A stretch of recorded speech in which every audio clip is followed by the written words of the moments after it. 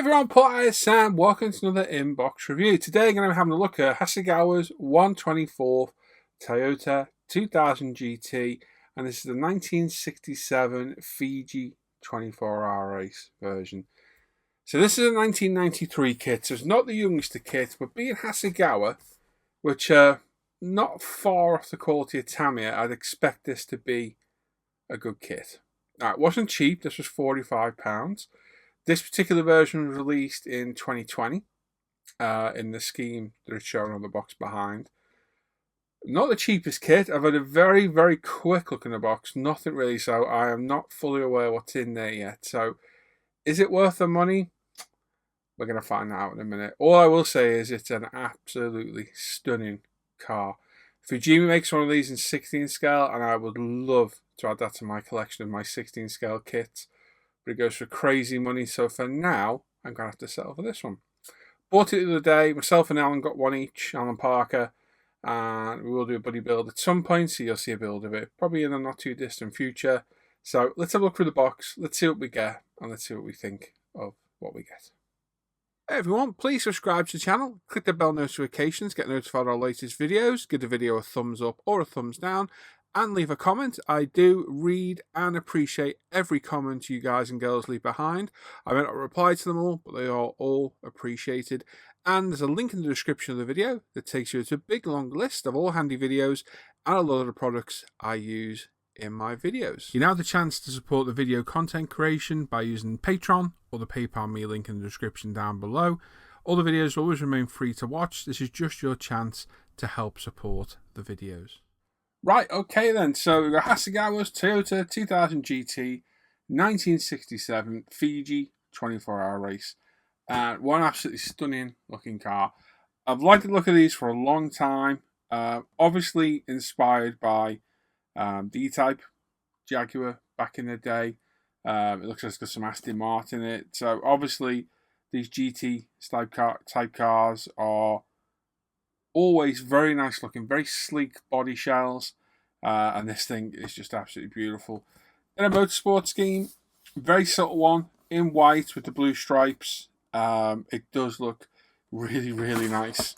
On the box, we've got some pictures of the built model, and this is one of those cars. It looks great from every angle, whether it's from the front, the back, the side. It's just a very, very pretty looking car. Really, really nice. Right, so what do we get in the box? So we've got a clear sprue with the wheel knockoffs in the centre separate. We've got the body shell, which looks to have a removable bonnet as well. And then we've got a big bag of bits. Oh, two different types of decals, different colours. Excellent. And our destructions. So we'll go for the bag and then look at the body shell at the end. Excuse any bag rustlings. My God, that's a large sprue of chrome. Of actually really nice chrome, to be fair. Hasegawa, oh, you're so close, Hasegawa. So close to put some of the sprue support on the back. Oh, why? Why do that? You ruin the chrome. Ruin it. We'll get to that in a minute. We've got a seat, a solo bucket seat, dashboard, door cards. Looks like the under tray for the front. Looks like a fuel tank. Tyres, very, very thin tyres, polycaps, and the interior. So a very, very basic kit and not a cheap kit. £46 this was. Not a cheap kit at all, considering what you get in the box. So we'll start with this one. So this is the interior tub. It is textured, although being a race car, I don't think we're going to have any carpet in here, but you never know. We've got all our subframe assemblies, hubs, steering knuckles, suspension, and so on. This is nicely moulded. Got a nice texture to it, as you can see, like a underseal kind of texture. Same with the interior. Very, very basic though. Not much here in the differential and the drive shafts. Suspension springs are really nicely moulded, to be fair. I'll give them that. But it is very, very simple. I think that's what this kit is going to be. A very simple and probably fairly quick build as well. There's more chrome parts than anything else. So yeah, nothing on there. There's no issues there. It's all pretty crisply molded. Plastic looks a bit cheap in places. I don't think the kit's worth the money at all. But it's worth what you're willing to pay, and I was willing to pay for this lovely car. So swings and roundabouts, isn't it? It's one of those. So yeah, nothing too impressive there. We've got what looks to be a fuel tank, separately done. You can see that again. Nothing much really to look at. Nicely moulded, no issues there. Give a quick review of this. I can see this will be the under tray for the front of the car. So whether that needs to go on before painting and needs filling, I'm guessing it does. So that's going to be a challenge to fill. We've got some part here, looks like a filler cap.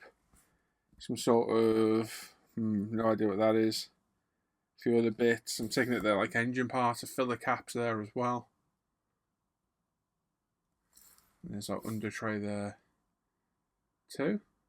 I say under tray, it's the under scoop of the car, so it's not really an under tray, is it, as such? So there's those. We've got our lonely bucket seat, and no idea what that is on there. Something at the top. There we go, quite a nice seat. Not very supportive. I don't think this would have had a full harness in it back then. Probably would have had a lap belt if you were lucky. Got the standard seats, which are a lot thinner. Obviously, you can stick one of these in as well. There's no roll cage either, so safety was not a huge concern back in the mid-60s. Dashboards there, some nice instrument detail on the dash, as you can see. We've got what looks to be a fuel tank on the back, so maybe there's the fuel tank, I don't know. Steering wheel, crisply molded, door cards, very, very basic. Steering rack, the exhaust system, very, very thin plastic. Looks like a radiator and an anti-roll bar there as well. Again, nothing exciting to look at. All nicely moulded there. At the end of the day, it's going to make a very, very pretty looking car. So it all goes hand in hand. Got a big couple of chrome sprues. So we've got the front headlights, rear lights, chrome brakes. Well, I don't know why they do that. The wheels, which are actually quite nice. The chrome's actually pretty good, to be fair. I think I'd be tempted to satin coat them to dull it down a bit. Got wing mirrors with a huge amount of chrome flash on this one here. Headlights, door handles, gear shifter. And then onto this one, we've got window wipers. Look like they're the bonnet, bumper edges, bumper inserts there as well. So the chrome's nice, except for that bit where it's actually not fully chromed on both those pieces. Right there and there isn't fully chromed. So these all be getting stripped. Because a lot of the sprue locator points are in key places where you're going to see where it's been taken off. Whereas on these rear lights, they put them on the back. So if they're on the back, you can sometimes get away with it. But on parts are beautifully chromed. We can get away with it on the wheels, so that's one good thing. But it's such a shame to lose that nice chrome. I would have quite happily left this. I mean, this part, we might be lucky, it might sit recessed in, possibly. But all the other parts, definitely going to need stripping. And yeah, dealing with there. But not the end of the world, not too much trouble. Like I said, we'll keep the wheels and we'll play these as we go and see how they go. But these bits here that aren't properly plated, I'll go in a bath of bleach and we'll strip that off and respray it. We have a bag of tyres and polycaps. Just going to grab one. Polycaps are your standard kind of polycaps you get in most automobile kits. Tyres, not too bad. There's ever such a slight seam in the middle, so it's going to need a little bit of clean up. They are labelled Bridgestones on both sides. Making sure they say bridge because I've seen Budgestone before on tyres. And yeah, they're very thin. Shows you how far we've come. These are big fat tyres now on racing cars. But back in the day, they were very, very simple. And yeah, it's more like the road going equivalent. So yeah, nice tyre, nice tread pattern on there. Like I say, just a little bit of a seam in the middle that's going to need a little bit of attention. Clear parts. What do I always say? These can make or break a kit. So let's have a little look. We've got our wheel knockoffs in there. Oh, and Okay, some clear plastic, some clear rod, and a metal piece. Okay, we'll have a look what they are in a bit. We've got the knock-ons here, which are made of white metal. Why? Okay, that's very weird. But anyway, they're cast in white metal, as you can see. So that's very strange, but anyway. And then the clear part. Let's have a look. Hasegawa is normally pretty good. Yeah, they're okay. Let me zoom in. They're not the best. There's quite a lot of flaws. Not flaws, but there's a lot of distortion in the glass. I am quite critical on glass because it's one of the main parts of a car body. You see, it's clear, it's crisp, but you can see it's not very clear. You can see my hand through.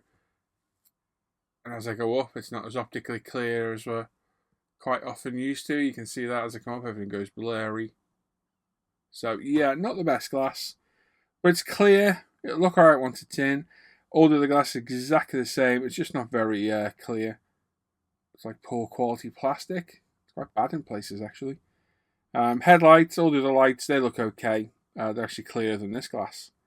So yeah, 5 out of 10 on the clear part. That's a real shame. But like I say, once you're in the car, you're not really going to see it anyway. So it's not truly the end of the world.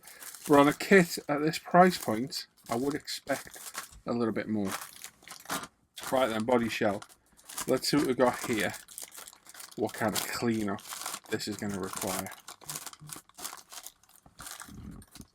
So it is tiny. Literally end to end, it is 165 millimeters.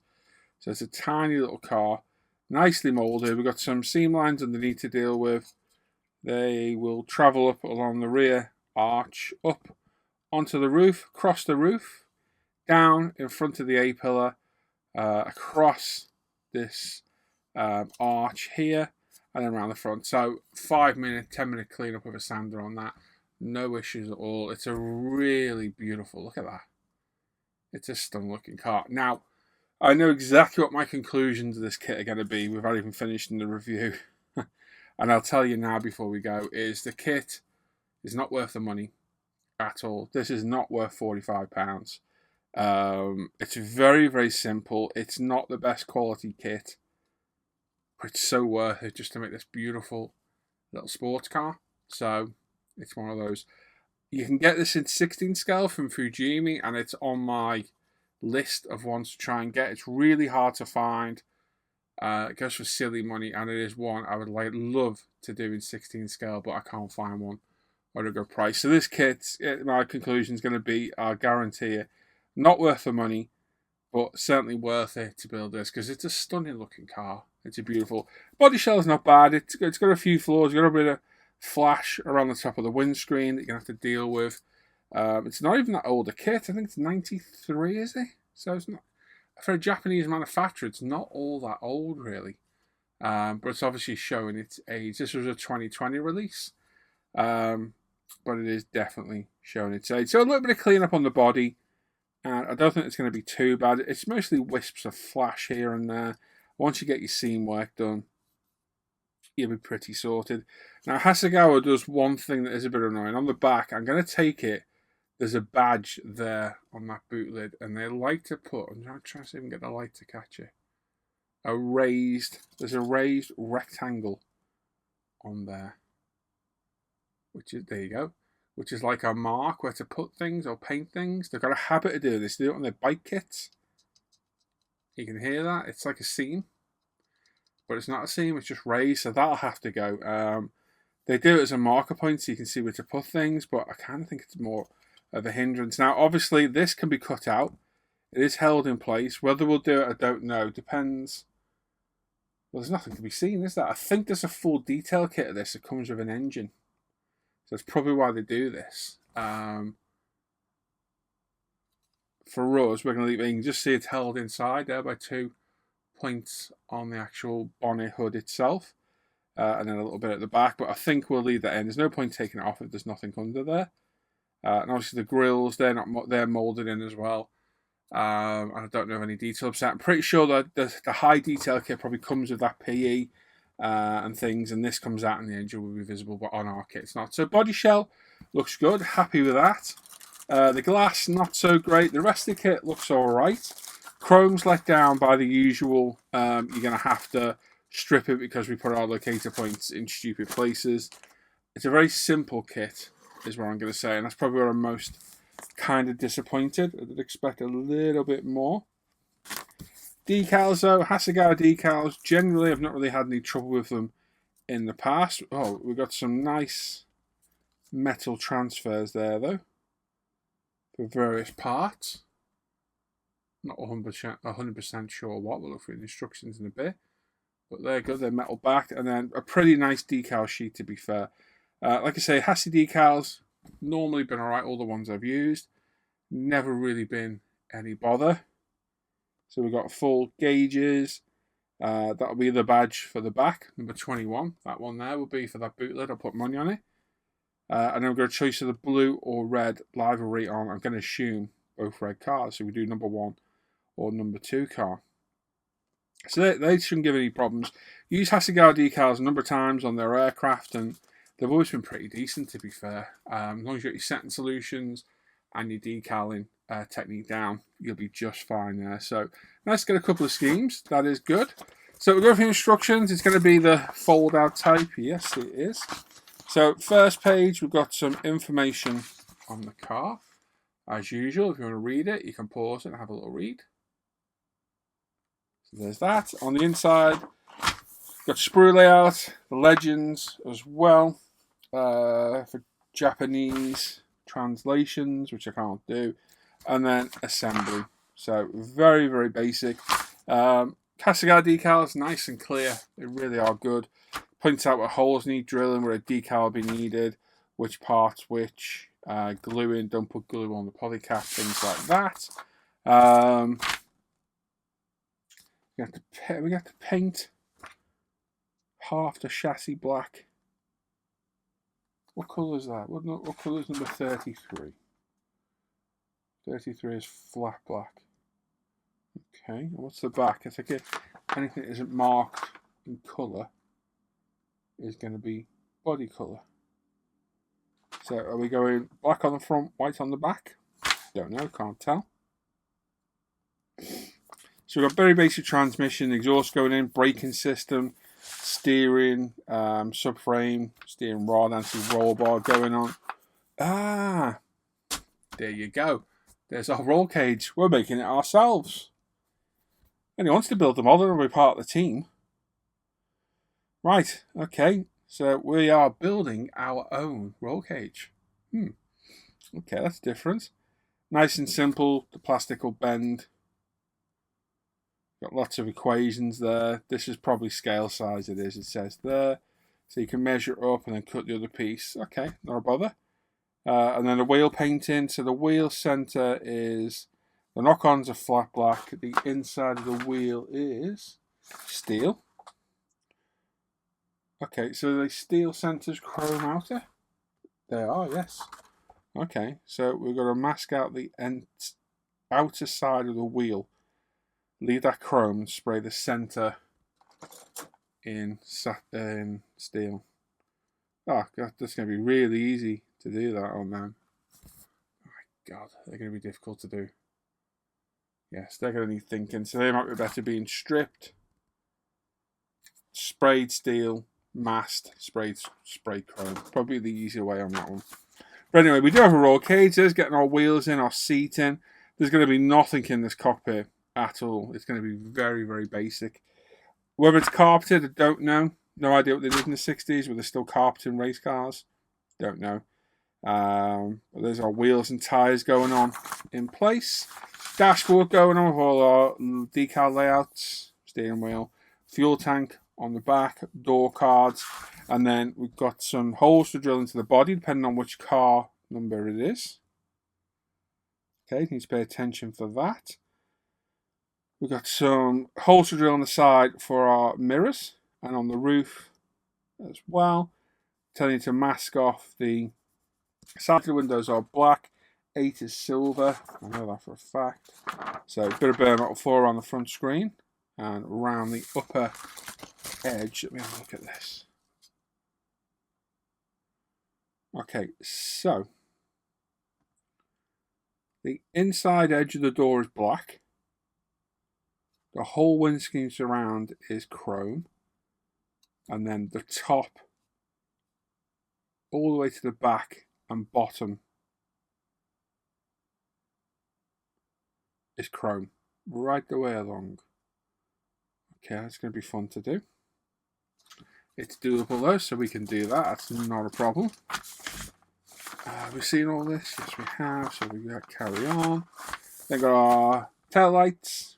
So they sit on the exterior. They protrude out. So they're definitely going to need painting, stripping and painting. Fuel filler cap. Getting the body on. This is going to go on afterwards. I'm pretty sure you're going to decal over this. And by the look of it, you're not going to get that on until the body's on.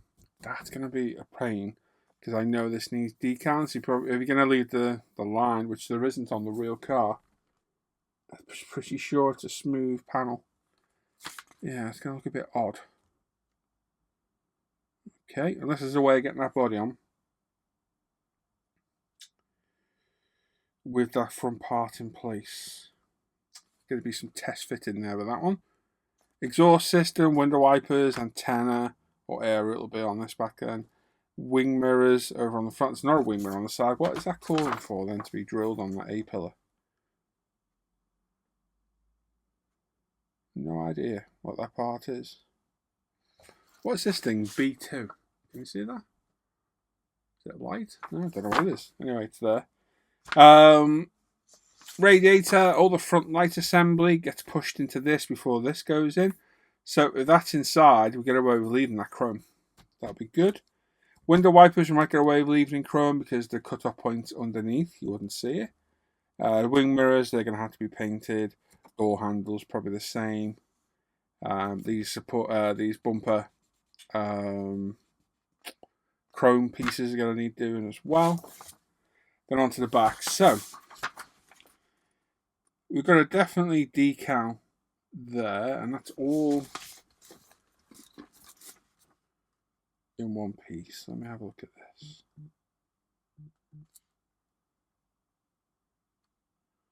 So 8. That's a colour 8.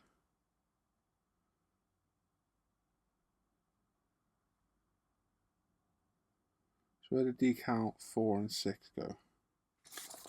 We've got a straight ahead look there.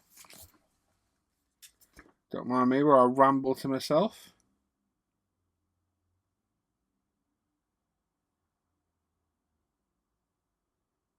Okay, so that's what that is. That's separate, I see.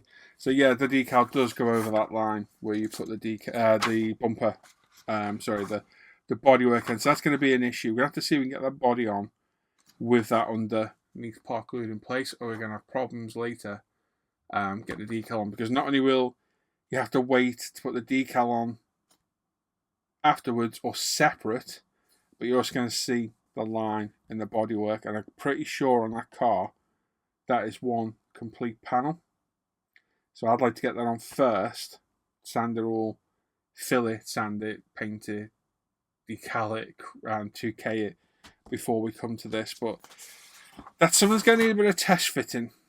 There we go. So there's There's Hasegawa's Toyota 2000 GT. Right then, okay, so thoughts, exactly like I said, it's not worth £45 that kit at all. That's like a £30 kit tops, really. Problem is, Hasegawa kits aren't abundant in the UK. There's another one I'd really like, which is the Miura. I'd really, really like to get that Miura. And it's even more expensive than this because it comes from Photo Etch, the version I've seen. Problem is, nobody else that I know of makes the 2000 GT in 24 scale. I might be wrong. And all the other variants I've seen are either more expensive or from outside the UK, usually the Far East. So you can end up paying a lot of money for them if you want them. So, is it worth the money? No. Am I happy I bought it? Yes. because I love this car. It's a beautiful looking car. As I said through the review, you can see the Jaguar and Aston influences on it. Typical 60s GT coupe, and it's just a beautiful looking car. And yeah, I'm looking forward to building this one. Got to figure out that front bodywork assembly and see if we can get all that on and get it over the chassis, because I really don't be piecing that because it's going to look crap basically. So it's something we need to deal with. So yeah, long story short, no, it's not worth the money at all. But it's worth as much as you're willing to pay, and I paid what I did, and I'm happy with it. It's one of those. A few letdowns in the kit. The glass isn't great. That is a bit of a shame. Once it's in, it's not the end of the world. And we've got to make our own roll cage, which is a first. So that's quite interesting as well. So if you've got the kit, let me know your thoughts. Obviously, if you've watched the review, let me know what you think as well. Or if you built it, or you're a fan of the kit, or if you built the 16 scale Fuji one, let me know in the comments down below. So there we go. As always, you can support future content on the channel by using my Patreon me in the description down below. It's a monthly subscription, I suppose, to help fund future videos, projects, my time, etc. There's also a PayPal me link in there as well if you'd rather do it just that way. And of course, check out Intensive Scale Model Facebook page and forum, umpretail.com, my Paul ISM Facebook page where all my personal modelling work is shared, Live at the Bench page, the Off Air Hangout group, and the ISM GB page. All these are linked in the description down below. So if you're looking at anything, just go down. You can see that all the links are all clickable, and it'll take you to all those relevant pages. Thanks for watching today. Make sure you hit that subscribe button if you're not already subscribed. Make sure you hit the bell notification so you get notified of all my latest videos, and make sure you give a thumbs up, thumbs down, and leave a comment. I do appreciate all the comments and anyone that takes the time to do it. You will get a heart. If you ask a question, I will try and answer you, but I can't answer all the comments because it just takes up too much time. But do appreciate everyone that takes the time. There we go. Thanks for watching, everybody. Bye-bye.